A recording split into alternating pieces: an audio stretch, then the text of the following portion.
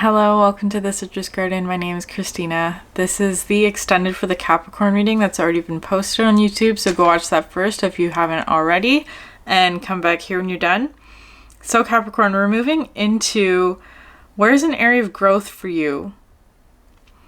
And I want to just preface this by saying that this isn't an easy message, so if it's not for you, then it's not for you. But I just want to say that you have here... So we're starting off with the Ghost card. So this card I always see is like something from your past, and it's coming through with this friction, right? Because it's very ghostly energy. But how I was actually seeing this is the scene from Howl's Moving Castle, if you've seen it. It's on Netflix if you're curious. Howl's Moving Castle, where Howl, the main character, or I guess like the second main character, there's two of them, he is this extremely talented magician. He's a magician. But it's revealed throughout the story that when he was a boy, he caught a falling star. And because that falling star was dying, right? It wasn't meant to be on this earth. The falling star was dying. He gave his heart to the falling star, right? So that the falling star would live as a flame, right? So not in its full potential, as a flame, as an everlasting sort of living flame. But in that exchange, he lost a part of his heart. Is kind of how this is coming through for you. And so even though he had sort of this companion, this flame that is living there with him, both of them were sort of living half lives as a result, because Howl had given up his heart to Calcifer, the falling star. And then you have here, because that might be something that you are not wanting to acknowledge, perhaps. You do have all of this sort of heavy emotion here with the 5 of materials, the 8 of voices, and the 5 of emotions, which is all of this sort of like sadness and grief, right? Or sadness and anger, I should say. Perhaps grief as well, but sadness and anger. But it's kind of like Capricorn. I almost said Sagittarius, but it's almost like here with the the Queen of Materials. This is where the 7 of Materials is coming in, right? The 7 of Materials, where it's kind of like, I feel like despite this energy, whether or not you're resonating it or not, you have found absolutely success in your work or your physical environment. It's like, even if you've encountered some sort of heartbreak or loss or like that kind of energy in the past, it hasn't held you back in this regard, right? Where it's like you focus on your work and all that. I was thinking about this about Capricorn energy because in comparison to like another earth sign like Taurus, where Taurus can be sort of very generalized mentality of like work hard, play hard, right? Like Tauruses can have a really good time. I feel like for Capricorn though, it's like work hard and then work harder. I feel like that's what this energy is talking about. It's like you've put all of your energy towards this sort of material kind of expression, which has made you incredibly strong, right? Very, very strong and secure. And I feel like that is now reached this point where this energy can come in or be experienced. That's perhaps why it was like the protection thing. It's like you had to reach a certain point in perhaps your physical manifestation in order for this energy to come in, because there is this sort of energy of like feeling grief or sadness or anger, perhaps. I want to say that it has something to do with a past event, and that's why this card is coming out too, the 7 of Voices, because this one I talk about as being like fear or illusion, right? It's like something that you've been perhaps reluctant to go towards or explore or poke at, perhaps, because of all of this fear illusion. But I want to say what's coming out next, because the thing about what I was seeing about this, it's that scene of Howl's Moving Castle. If I can find a good scene that depicts it, I'll post it, but I may not be able to depending on copyright and stuff. But it's like, I feel like the aspect of your heart, let's say, something that you became disconnected from in whatever way, is being returned to you, or wanting to be returned to you, right? It's because you've reached some level of success in another aspect of your life. It doesn't have to be material, but some other aspect perhaps of your identity has been achieved, so that this thing can now come back to you. Is kind of how it's feeling. Then you have here the magic card.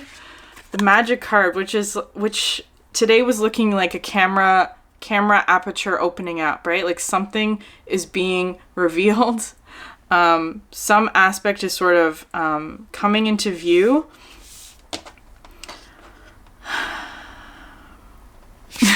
Sorry, I'm just thinking about what this card is, because this I see is almost being like, because it says direction, right? So, but it was looking to me as being like an iceberg suddenly breaking through whatever this this ice sheaf is, right? Which is the five of emotions, right? It's some, like, because of course the iceberg comes with the message of like 90% of it is not visible, and I feel like there's something here about like you've just perhaps are aware of 10% of it, like because it's coming with all the wheel energy, right? We're at like 10% of the cycle.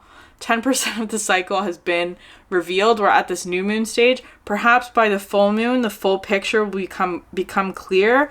And then by the end of this moon cycle, whatever this sort of thing is that is needing to be removed and released will be released. It may be something like that, where it may take like a full moon cycle for it to be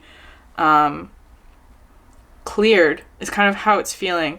But what I get with this next thing, this sweetness, because I see this as being sort of like a lollipop given to somebody after they've gone to the dentist, the doctor, right? Like after getting sort of the needle, the sweetness that comes after that, because I do feel like this is bringing in some sort of like new connection or something like that for you. Like after this sort of I don't want to call it a healing process, because it doesn't feel like there's it doesn't feel like a wounding. It kind of just feels like letting go of anger and sadness if you've been holding on to it in some way, right? Like that might be something, because it doesn't feel like healing. It feels more of like just a releasing or a melting or like just an aspect being returned to you. So of course there is sort of the implication that there's healing required, but what you have here is that I feel like there may be somebody who is helping you to do this, is kind of how it's feeling, because you have here the greatness card and the resolution. So this is you. This is you after you've sort of gotten that piece of your heart back, right? Like that understanding or knowledge. But like there is a ghostly figure sort of behind it. Of course that's the shadow, but it kind of feels like there's something else there. It's like perhaps this one, there's somebody else in your environment, some way that can see this ghostly aspect of you. And they're sort of, I want to say that they're doing it very gently, right? They're doing it as gently as possible, because it's not an easy message to hear. But it's coming out with this modern card, which is so interesting, which I love so much, because this card has recently shifted meaning for me today, ironically through the docuseries Ancient Apocalypse, where this card is now talking to me about translation of a transfer of technology. So the reason why I think that is that in that docuseries, it was talking about an ancient sort of civilization created a monument that marked on a pillar a very significant time and place, right? Like using symbols. They were using symbols. They used like sort of the constellations in order to mark a specific time and place. Like when the stars were in this alignment, something significant happened. And in our modern day, we can sort of use our technology to look back at that time and place, right? When the stars were last in that alignment, to see what it is that they were pointing to. And I feel like that's what this person is doing for you. It's like, because it's talking all about like what I was talking about with the meta-ness, where it's like kind of like, I feel like there's a link here that is crossing through dimensions, because also in Howl's Moving Castle, like she was able to, Sophie, the other main character, was able to travel back into Howl's past in order to identify why it was that he was in this energy of suffering, right? Because he does end up in this state. He was turning into some sort of bird creature because he had become detached from part of his heart. And so I feel like there is somebody who is going to serve this sort of role of translating or pinpointing some aspect of your past, a key like past event that has perhaps caused you to become detached from something that's important to you. Okay. But it's like I feel like after that happens, because I'm not seeing a lot of like healing cards, right? Like usually like if that was sort of the focus, there would be like the star, there would be a hermit, something like that. So it doesn't feel like it's something like that's really drawn out, even though it may sort of take one full moon cycle, but after that it kind of feels like it moves very quickly. So you have here the Page of Inspiration, which I love so much because it talks about like sort of a reconnection, right? A reconnecting to some sort of source of inspiration or power source. But I love when these two cards come out together. This came out actually, I think, in a Taurus reading of like sort of, this was your previous experience where there was a lot of sort of strength required to maintain a specific focus, or some sort of manifestation is not quite what you expected it to be, but then moving into this like similar energy, right? But much lighter, much brighter, much more happiness, colorful, much easier, because strength implies that there is a challenge, right? You only use your strength when you're trying to do something heavy or difficult. But the Page of Inspiration is much more sort of like fun, light-filled, all of this sort of natural kind of childish, innocent play and exploration is kind of what the shift is feeling like. And then you, of course, have the Lover's energy, which is why I said that there may be somebody who's helping you do this. Whether or not it becomes romantic, I have no idea. But this is more so just saying that this individual is helping to sort of move the obstacles, perceived obstacles perhaps, along much faster. Because look at this figure here with the hat, right? This is you sort of being reconnected to your heart. And when that happens, everything just sort of moves again, especially if you are experiencing any sort of frustration in your manifestations, like things aren't working out, or it's just difficult, or it's hard, then that may mean that there is this sort of unperceivable kind of ghost energy that is needing to be released, is kind of how it's feeling. Okay, and then you have here the 10 of Inspiration and the Muse of Materials, right? Which is like the shift from something that's really burdensome and sort of like slow going, and then moving into something that's much sort of easier, and manifestations just happening more easily is kind of how it's feeling today. So I know that that's not like a super easy message to hear, but it is sort of part of your expansion is kind of how it's feeling. And it is also an authentic expression. Like, anger and sadness are absolutely necessary aspects of